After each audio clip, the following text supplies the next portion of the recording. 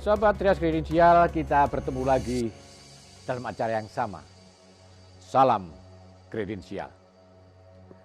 Novelis kondang Indonesia, Pramudia Anantatur, suatu ketika mengatakan, sejarah dunia adalah sejarah anak mudanya.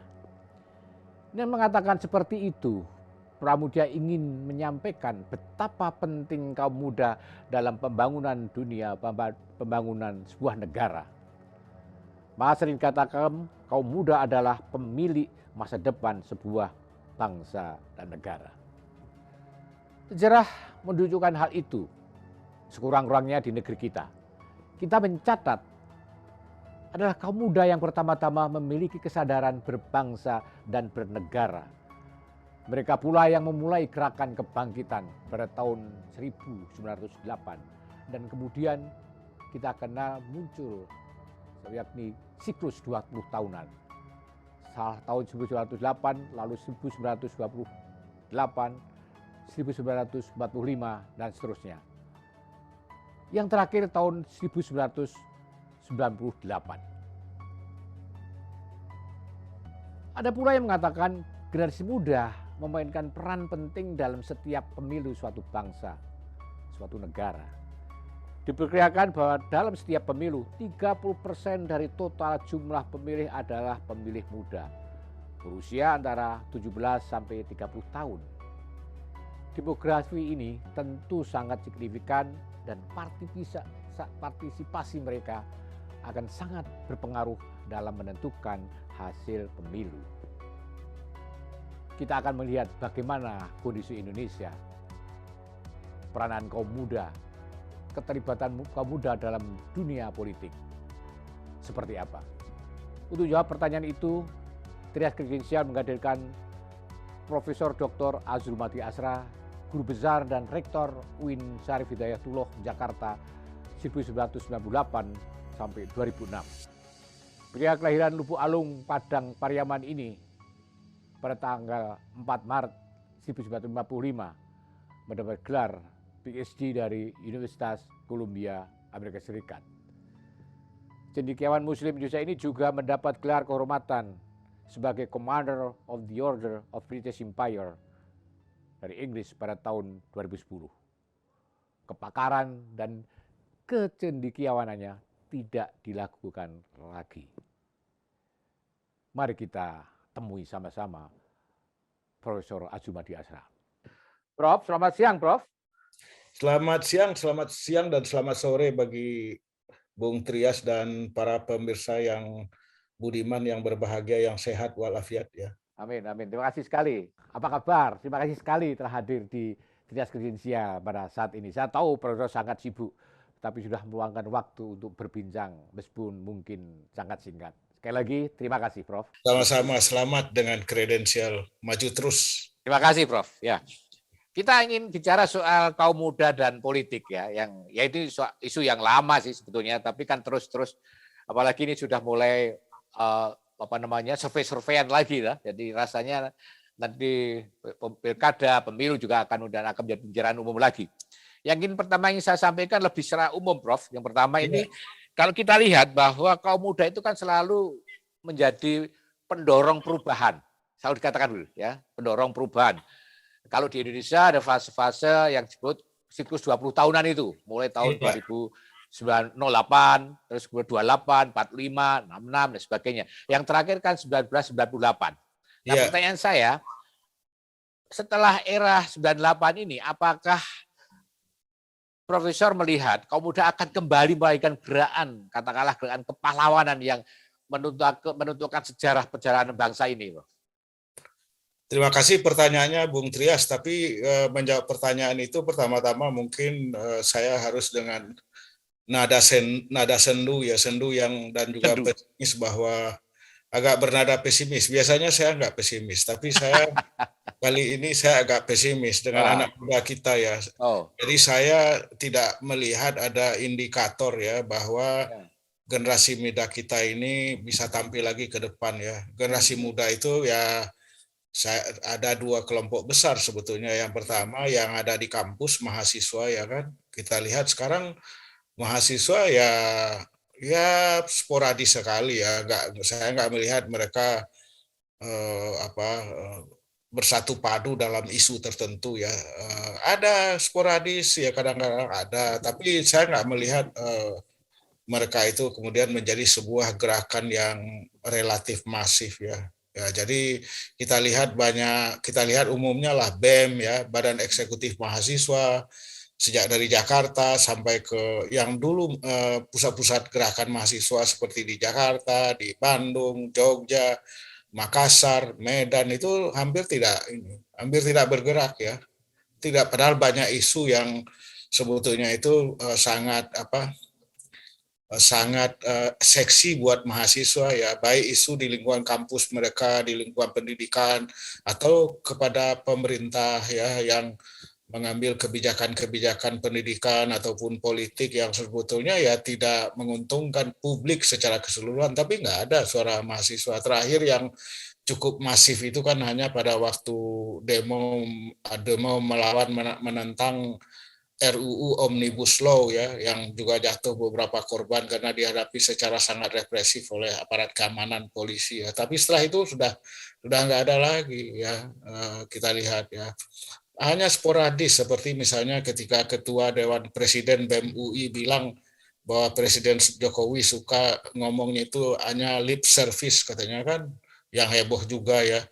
Ya heboh sampai kemudian ketua dewannya itu diisukan mau dipecat dari mahasiswa, walaupun kemudian tidak dibiarkan saja oleh rektornya ya. Ada itu yang agak rame yang terakhir ya. Setelah itu belum saya lihat lagi ya. Itu yang pertama. Jadi kalau dari sudut anak muda yang ada di kampus ya, yang dulu itu kan selalu kita sebut gerakan gerakan anak muda yang sejak dari tadi sudah disebutkan itu kebanyakan berasal dari kampus ya. Ya, Angkatan 66, 90 berapa lagi tuh, 8. 8 begitu, itu dari kampus pusatnya. Tapi saya nggak melihat tanda-tanda itu karena memang kampus kita ini sekarang boleh dibilang idle lah ya, diem aja gitu kan. Mungkin karena terbelenggu oleh birokrasi ya, birokrasi baik dosennya, pimpinannya ya kan, terbelenggu lah oleh birokrasi yang ketat ya, itu ya. Jadi itu yang kedua, saya kira juga kelompok yang potensial untuk memainkan peran perubahan itu menjadi moral force itu adalah organisasi ekstra ya. Eh, Kalau sekarang disebut dengan Cipayung Plus ya. Cipayung Plus itu ya HMI, kemudian PMII, kemudian ada Gerakan Mahasiswa Katolik Kristen Indonesia GMKI, kemudian Pergerakan Mahasiswa Katolik PMKRI ya kan, dan kemudian ada plusnya itu termasuk misalnya IMM atau kami itu masuk ke dalam Cipayung Plus. Nah, kita lihat Cipayung Plus diam-diam aja itu nggak ada gerakan sama sekali ya. Ya Kenapa ya nggak. Prof? Kok bisa sampai profesor aja pesimistis tadi? Itu kenapa mahasiswa menjadi seperti itu, kaum muda menjadi seperti itu? Ya memang faktanya begitu. Faktornya saya kira banyak ya. Ya, Faktornya ya mungkin faktor internal diri mereka sendiri ya. Internal diri mereka sendiri itu kalau mahasiswa ya mereka ini ya lebih berfokus memusatkan perhatian pada penyelesaian kuliahnya, kemudian berpikir bagaimana mendapatkan kerja, karena generasi milenial kita ini, generasi muda kita yang saya kira tamatan katakanlah sejak awal milenium baru ini pernah dilaporkan oleh harian Kompas, survei dari Kompas misalnya, mereka susah sekali walaupun udah tamat misalnya katakanlah tahun 2005 atau 2000, setelah masuk kuliah tahun 2000 kemudian lulus 2004 atau 2005, itu sampai sekarang mereka belum bisa memiliki rumah yang layak ya, yang decent house ya, itu nggak bisa. ya, Kalaupun mereka kalau bisa membeli rumah itu jauh dari pusat kota, dari Jakarta, ya. mungkin di sana itu sudah di Cisauk ataupun di Iya betul. ya dekat-dekat Parung sana itu jauh sekali ya, Iya, nggak kejangkau sama mereka ya kan. betul. Kalau mereka cuma mengandalkan pendapatannya, saya kira sampai 20 tahun pun nggak bisa beli rumah. Jadi oleh karena itulah saya kira generasi milenial ini pada akhirnya ya bergantung pada orang tuanya. Jadi kalau orang tuanya cukup berada dan cukup dermawan, ya mereka lah yang kemudian bisa menyediakan rumah, membangunkan rumah untuk mereka. Tapi secara umum tidak bisa generasi milenial ini menurut survei Kompas itu, saya kira kan survei Kompas kan akurat ya. Jadi mereka itu berjuang ya dengan kehidupan yang sulit ya, yang sulit dengan pendapatan yang pas-pasan ya. Mereka baru tamat ya, mungkin umumnya rata-rata mereka mungkin bergaji di bawah 10 juta ya kan, 10 juta rupiah ya.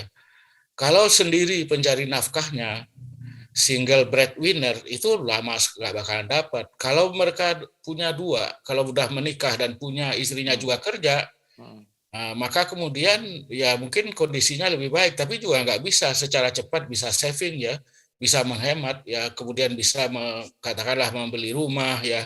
Rumah yang layak itu maksud saya mungkin rumah yang tanahnya mungkin seluas katakanlah 80 meter, kamarnya, rumahnya ada kamarnya 2 atau 3, itu nggak kejangkau, tidak terjangkau generasi milenial kita. Jadi mereka itu saya kira lebih berkonsentrasi bagaimana bisa hidup dengan baik, atau mungkin lebih berkonsentrasi bagaimana menjalani hidup yang susah itu sehari-hari.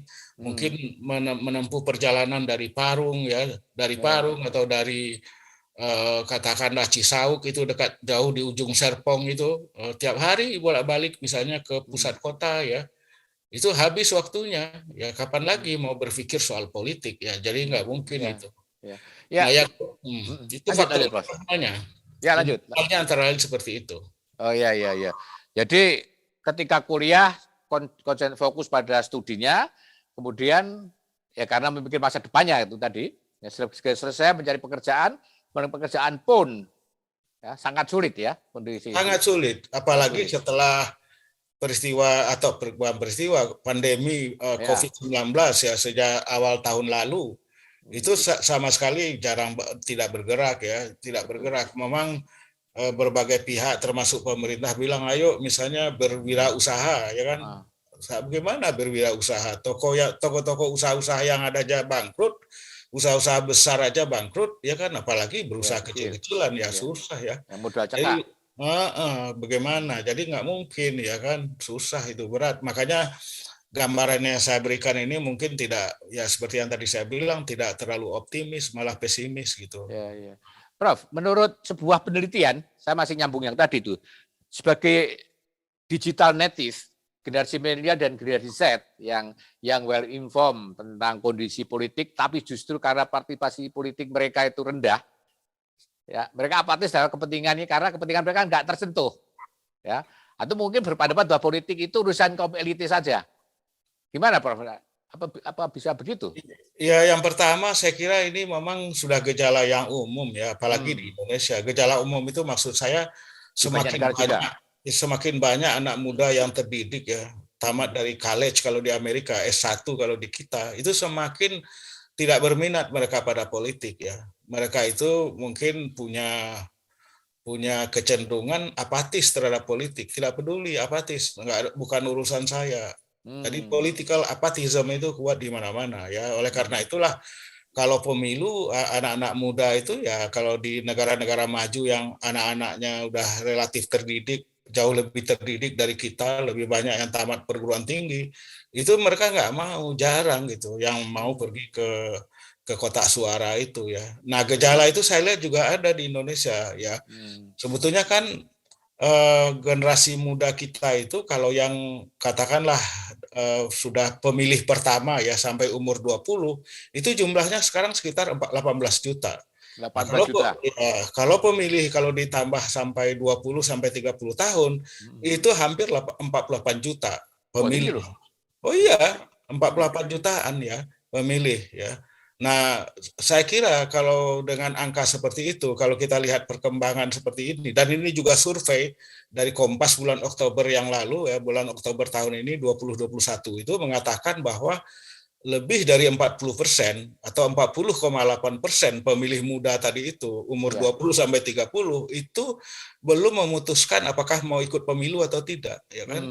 Mereka undecided, belum memutuskan siapa, jangankan memutuskan siapa calon yang mereka akan pilih, misalnya untuk presiden gitu, Untuk ini aja ikut pemilu aja belum jelas mereka. Tentu. Undecided ya. Jadi belum jelas itu 40,8% itu menurut survei Kompas.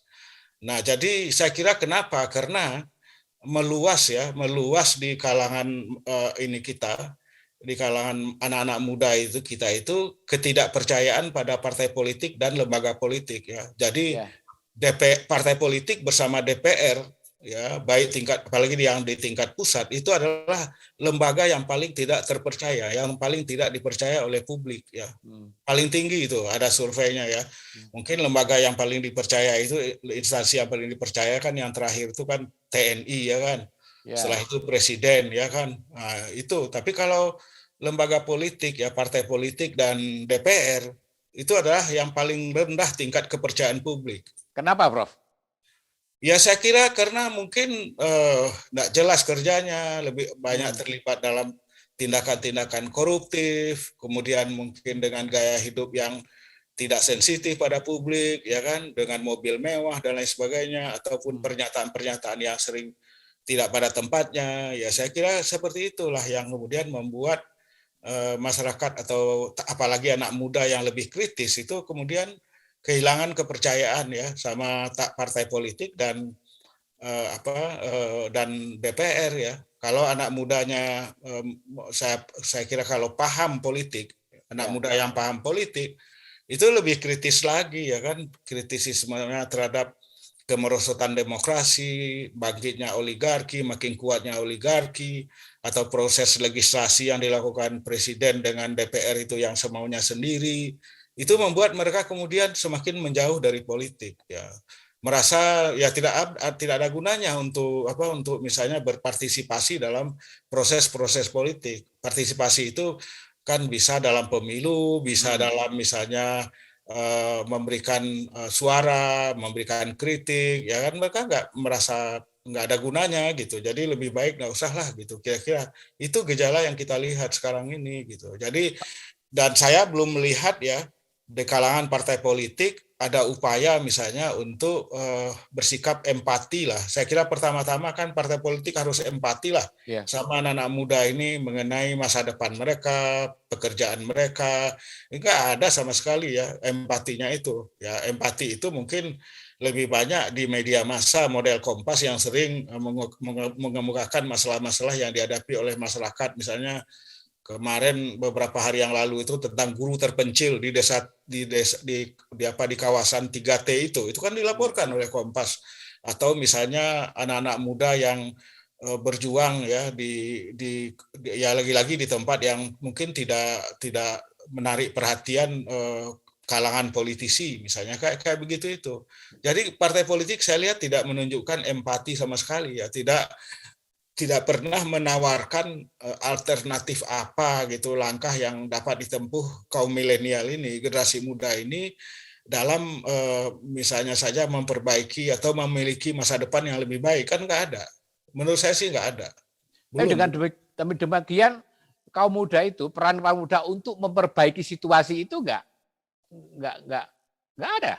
Karena mereka nggak mau terjun langsung. Bagaimana jadinya?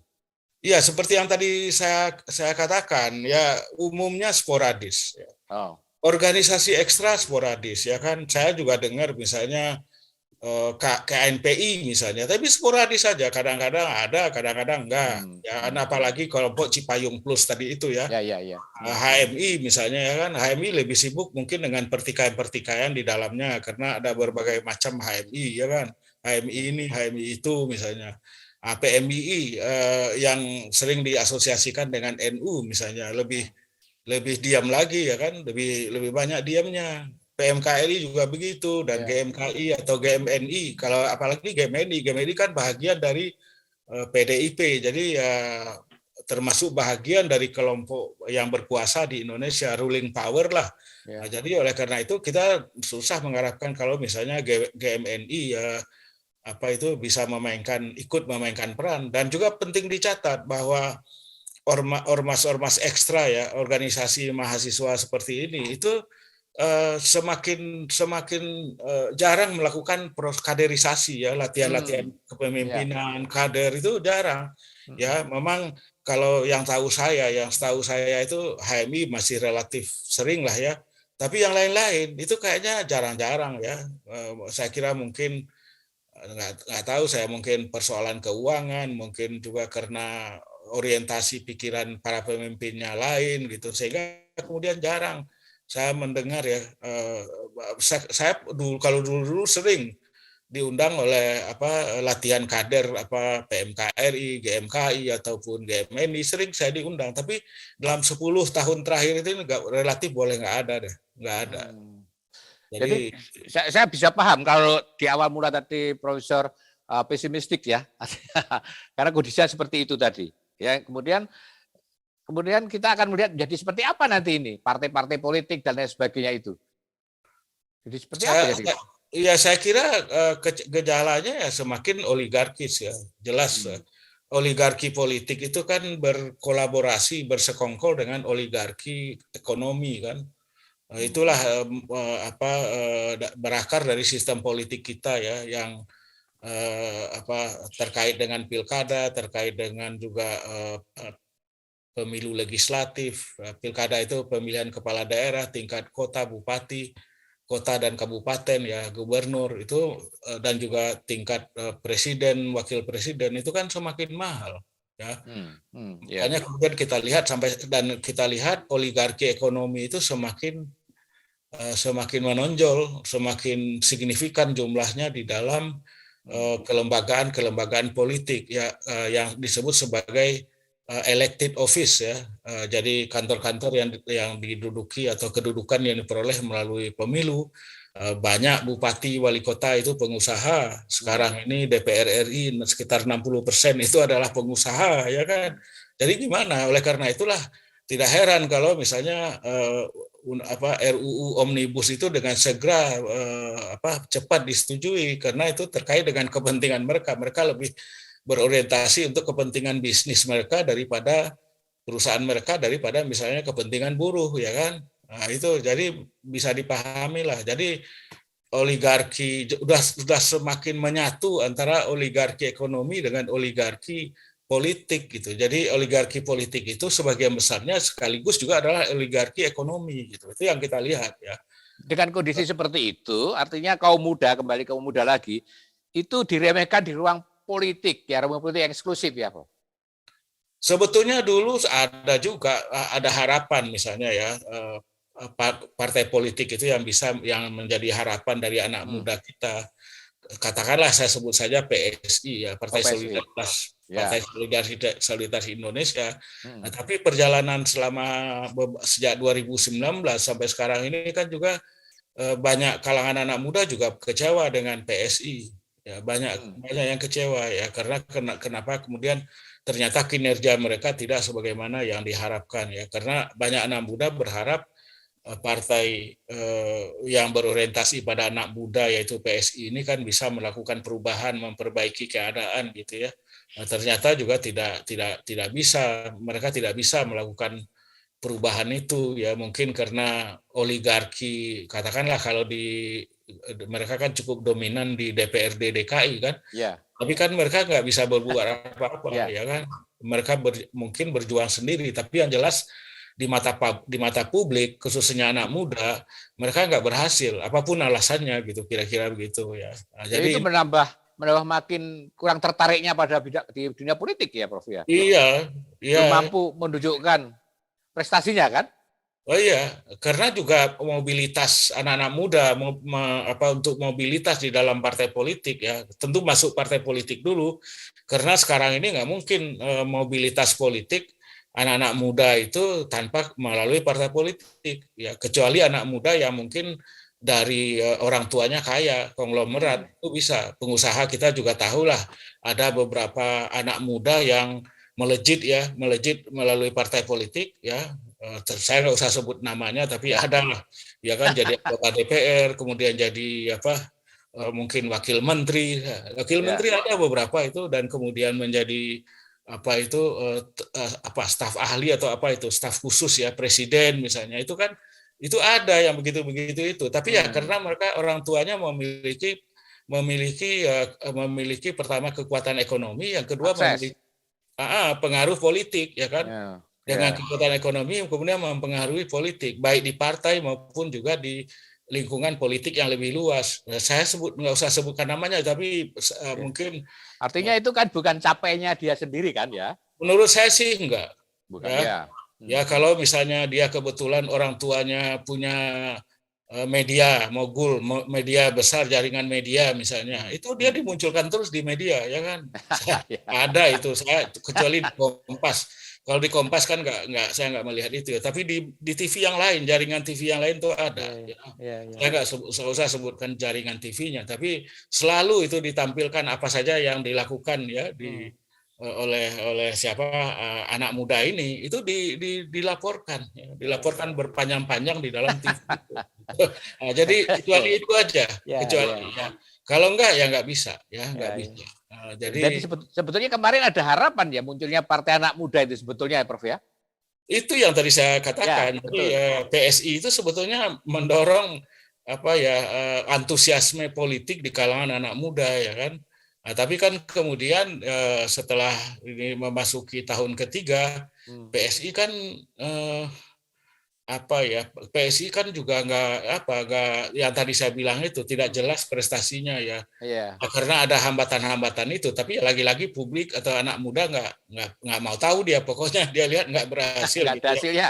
Ya, itu yang kedua. Yang ketiga saya kira juga karena partai yang menjadi harapan ini itu tidak cukup vokal, tidak cukup speak out ketika terkait dengan isu-isu nasional misalnya.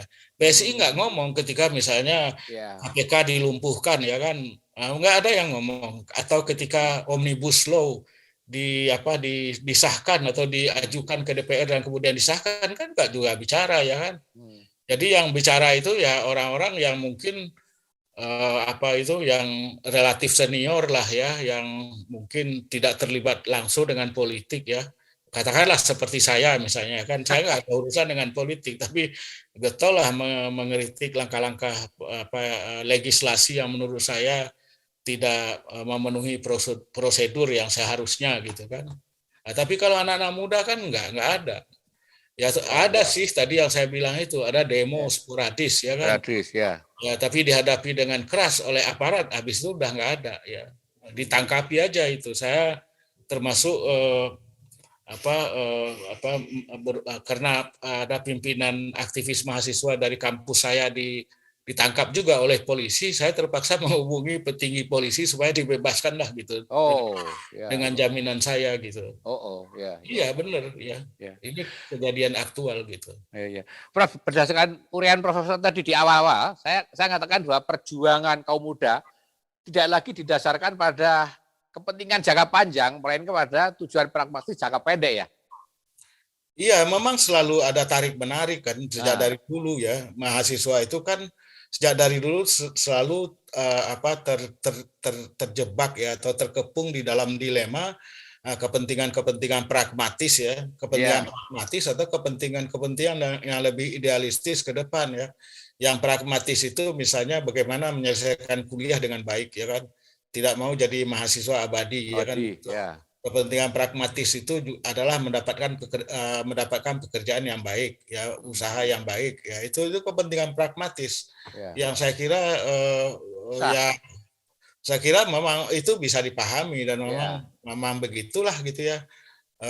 Ya kecuali kalau misalnya yang idealistik itu adalah misalnya mau mungkin kuliahnya terlantar misalnya kan, atau mungkin luntang-lantung misalnya, ya kan, nggak punya pekerjaan tetap, ke sana ke sini. Itu kan juga banyak aktivis anak muda, aktivis mahasiswa yang seperti itu ya. Ini juga jadi masalah, itulah jadinya susah ya. Oleh karena itulah saya mengira harus ada memang upaya-upaya membantu anak-anak muda kita ini dari sudut bagaimana mereka bisa menyelesaikan pendidikannya dengan baik ya. Itu misalnya. Tapi ya semakin susah juga menyelesaikan pendidikan dengan baik karena pendidikan kita itu semakin, pendidikan tinggi kita itu juga semakin nggak jelas, ya. Oh. Nggak jelas tuh maksudnya misalnya terjadinya semakin kuat kecenderungan terjadinya komodifikasi pendidikan Komodifikasi. tinggi. Komodifikasi itu misalnya dengan perubahan perguruan tinggi negeri menjadi PTBH, Oh ya, PTNBH. ya. PTNBH itu berbadan hukum, ya kan. Hukum. Jadi PTNBH itu bisa membuat program apa saja. Dan biasanya kecenderungannya SPP-nya lebih mahal, ya kan, lebih tinggi karena katakanlah satu program studi itu macam-macam, bisa yang reguler, bisa yang paralel itu lebih mahal, bisa yang sandwich yang lebih mahal lagi, ya kan. Jadi itu yang kita hadapi, ya, perguruan tinggi kita. Ini juga karena apa? Pemerintah sendiri nggak serius mengurus pendidikan tinggi, ya kan. Perguruan tinggi negeri itu rata-rata dapat subsidi dari pemerintah, pendanaan dari pemerintah itu hanya kalau yang besar-besar, ya, yang besar-besar perguruan tinggi papan atas itu paling dapat tambahan itu subsidi dari pemerintah 30-40% dari biaya operasional mereka. Dan itu sebagian besarnya untuk gaji, ya kan. Selebihnya mereka harus cari dari dana publik. Dana publik itu ya melalui SPP, ya kan, terutama melalui SPP lah, dengan macam-macam, ya kan, macam-macam lah. Tapi ya dari dana publik, ya, atau usaha-usaha bisnis, misalnya mungkin hotel di kampus gitu kan, atau mungkin rumah sakit atau pelayanan-pelayanan sosial lain. Dari situ kampus mendapatkan uang dananya, Kak. Oleh karena itulah pimpinan kampus kemudian akhirnya sibuk mengurusi seperti itu.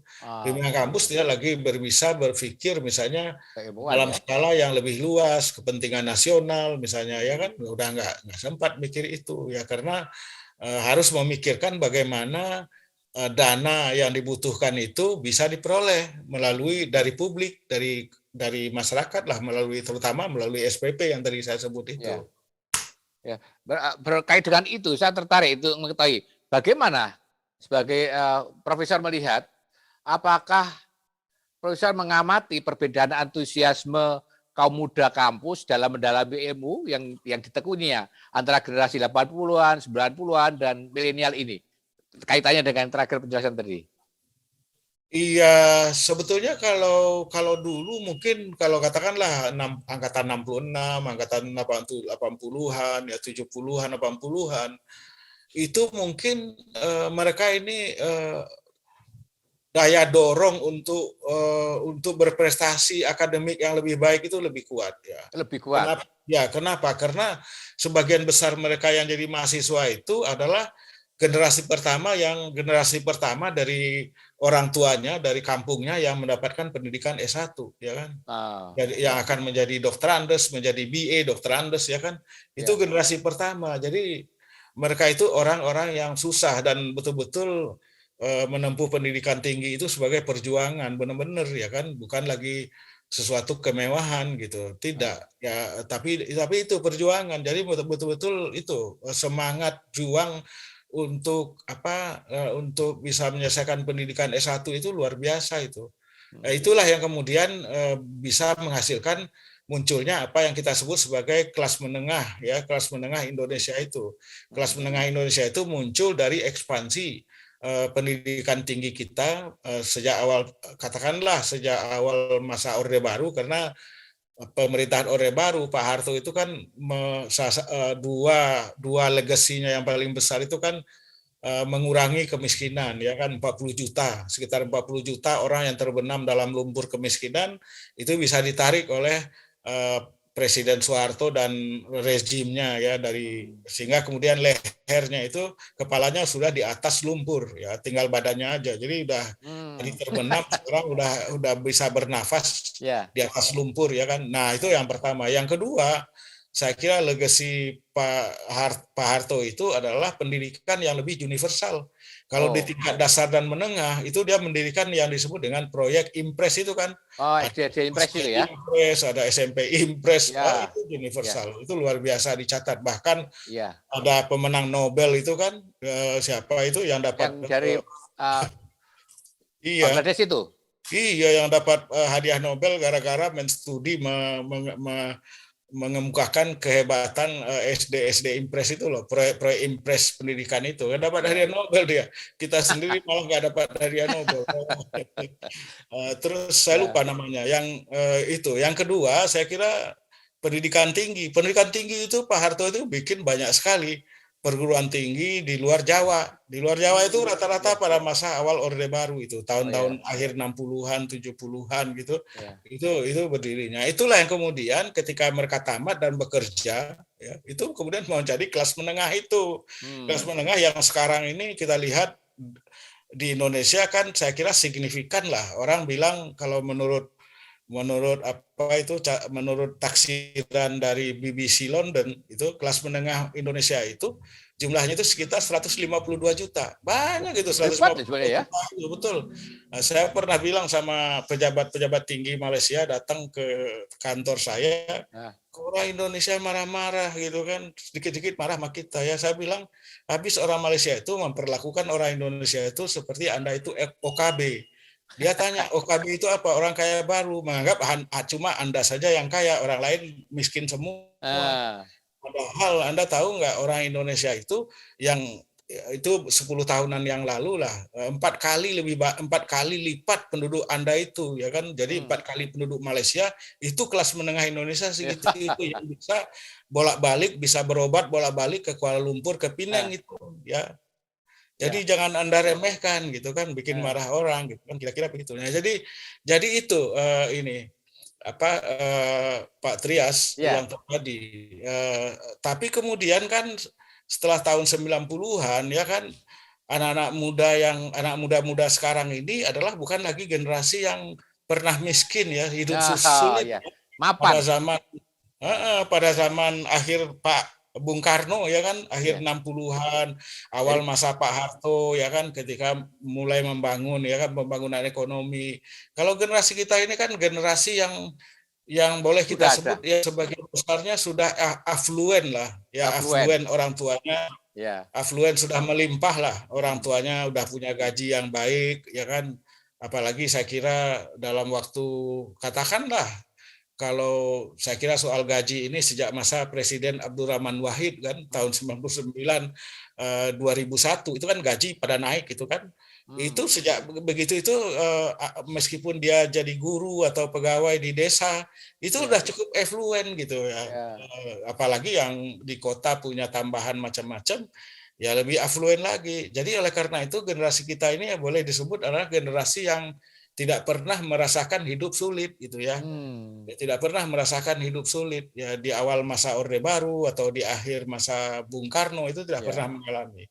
Jadi oleh karena itu motivasinya lebih rendah, lebih sedikit ya dibandingkan itu. Mereka apalagi ketika media sosial berkembang begitu rupa, ketika gawai begitu rupa juga berkembang berekspansi secara cepat, maka mereka lebih senang dengan dunia gawainya, dunia medsosnya. Itu yang terjadi. Saya kira mungkin dalam waktu sekitar 10 tahun terakhir lah gitu. Jadi oleh karena itu mereka lebih tertarik dengan itu ya.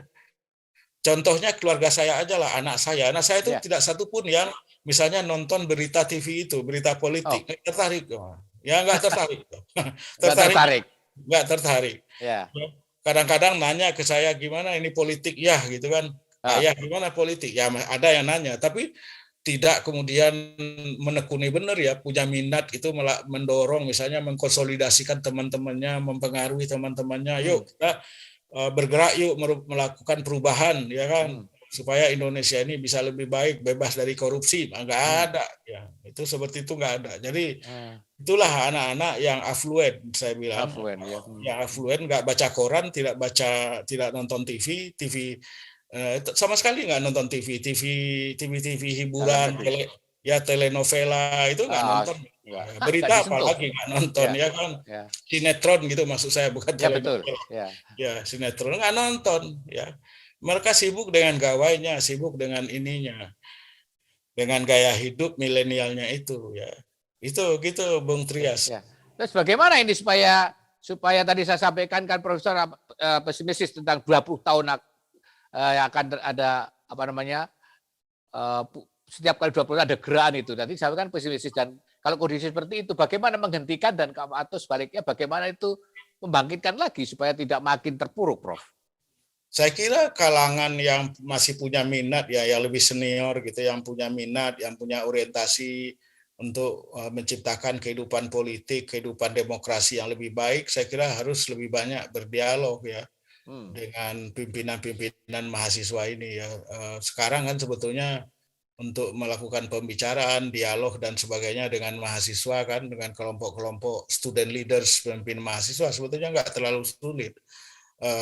Apalagi dengan zaman Zoom ya kan, dengan Zoom bisa ya kan kita mengadakan pertemuan tokoh-tokoh mahasiswa dari Merauke sampai ke Sabang itu bisa sekali ya. Nah, cuma kan saya belum pernah menemukan, saya belum pernah melihat gitu di media sosial ataupun diundang misalnya untuk pertemuan pertemuan katakanlah pemimpin mahasiswa dari seluruh Indonesia misalnya, itu belum pernah lihat saya, belum. Kalau yang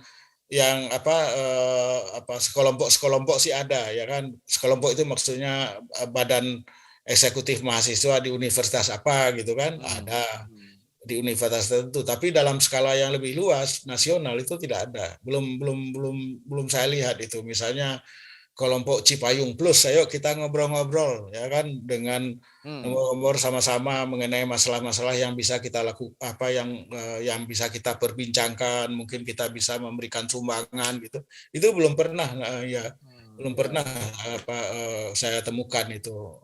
Yang belum saya lihat misalnya ada posternya atau apa di media sosial, belum saya lihat ya. Jadi oleh karena itu saya mendorong lah kawan-kawan ini untuk kawan-kawan yang mungkin yang lebih muda dari saya, yang aktivis gitu ya, yang punya kepedulian gitu, untuk bisa mengajak, mengikutsertakan supaya kawan-kawan mahasiswa kita ini bisa berpikir, bisa terbuka akal pikirannya ya, orientasinya ya, untuk untuk memperhatikan, untuk ya memberikan perhatian dan pemikiran lah pada masalah-masalah yang kita hadapi ya, itu.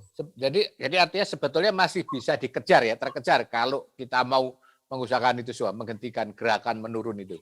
Oh bisa, sangat, menurut saya sih bisa. Nah, cuma belum muncul kesadaran ya, mungkin di kalangan para aktivis kita ya, yang katakanlah yang usia-usia akhir 40-an, 50-an ya, di kampus itu kan masih ada tuh ya. Masih ada, cukup banyak lah. Itu bisa mengambil inisiatif untuk misalnya mengajak kawan-kawan mahasiswa itu, pemimpin mahasiswa itu bertukar pikiran aja, memahami masalah-masalah Indonesia ini gitu kan. Tidak usah mendorong mereka untuk misalnya bikin revolusi dan macam-macam, enggak, hanya bertukar pikiran aja ya kan. Nanti mungkin dari bertukar pikiran itu ya mereka terdorong, mereka mungkin punya dorongan untuk misalnya memperbaiki keadaan secara evolusioner misalnya di kampus atau di lingkungan yang lebih luas. Nah, kita tidak menyarankan misalnya cara-cara yang radikal, yang revolusioner, enggak ya kan. Tapi cara-cara yang inilah yang elegan gitu ya, kira-kira begitu. Saya rasa Profesor juga bisa bikin artikel untuk dorong mereka, mungkin lewat Jakarta Post atau Kompas atau koran lain lah ya. Mungkin Profesor juga bisa itu dorong kayak gitu. Oh iya, bisa saya menulis itu bisa ya. Bisa juga ya, mengenai bagaimana mahasiswa ini bisa lebih jangan sampai apatis lah terhadap politik ya. Karena kalau generasi muda kita apatis terhadap politik, ini mau kemana masa depan kita? Pada akhirnya kan kemudian kancah politik kita ini semakin oligarkis, semakin dikuasai oleh oligarki ekonomi dan politik itu gitu. Jadi catatan akhirnya kaum muda jangan apatis terhadap perpolitikan bangsa ini. Iya, memang ini ya, memang berbagai survei mengenai gerakan mahasiswa itu, kelompok yang aktif dalam gerakan mahasiswa itu selalu jumlahnya sedikit ya. Itu hanya sekitar 10-15% saja dari populasi mahasiswa secara Mahasiswa. keseluruhan, ya kan, hanya sekitar 10-15% saja. Nah, tapi 10-15% itu sangat menentukan. Karena apa? Karena kalau mereka misalnya memiliki pengetahuan, memiliki pemahaman yang baik tentang situasi lingkungannya, mereka bisa menggerakkan kawan-kawannya, ya kan, kawan-kawan mahasiswanya. Jadi itu tidak jadi masalah. Jadi yang 10 dan 50% itu yang harus kita rangkul, kita bertukar pikiran, ya kan, bertukar pikiran lah tentang masalah-masalah kebangsaan kita, masalah keindonesiaan kita, supaya hal-hal seperti ini bisa, masalah-masalah yang kita hadapi seperti sekarang ini bisalah diatasi, ya. Mungkin pemilunya gitu tahun 2024 gitu. Karena juga udah ada gejala, karena pemilunya begitu rumit, begitu kelihatannya pemerintah juga ingin menguasai semuanya, ya kan. Itu juga meningkatkan apatisme, rasa tidak peduli di kalangan anak-anak muda. Gitu. Nah, jadi ini yang harus kita atasi, ya. Dan oleh karena itulah saya kira kita harus juga mendorong masyarakat sipil, ya. Masyarakat sipil untuk kemudian berbincang-bincang lah dengan anak-anak muda kita, dengan misalnya tadi yang saya sebut, bukan hanya mahasiswa di kampus, tapi juga organisasi mahasiswa yang ada di luar kampus atau di dalam kampus juga, seperti yang tadi saya sebut Cipayung Plus, gitu ya. Itu Cipayung Plus itu harus diajak lah oleh organisasi-organisasi yang non politis tapi civil society, masyarakat sipil gitu. Baik, Prof, terima kasih banyak, sudah banyak sekali. Moga-moga apa yang kita sampaikan, itu betul-betul bisa gerakan kaum muda untuk tidak apatis seperti yang diharapkan kita semua. Terima kasih sekali lagi, terima kasih banyak, Mas. Terima kasih banyak, Bung Trias. Sukses selalu, ya. Terima kasih. Cemara 19 Channel. Ya. Kredensial, mudah-mudahan sukses. Terima kasih, Prof. Sahabat Trias Kredensial, terima kasih banyak telah menyimak diskusi kami dengan Guru Besar UIN Syarif Hidayatullah Jakarta tentang kaum muda dan perpolitikan di bangsa ini. Semoga bermanfaat dan berguna bagi kita semua. Terima kasih. Salam kredensial, tetap kredensial. Ya. Kredensial. Makasih. Makasih, Prof.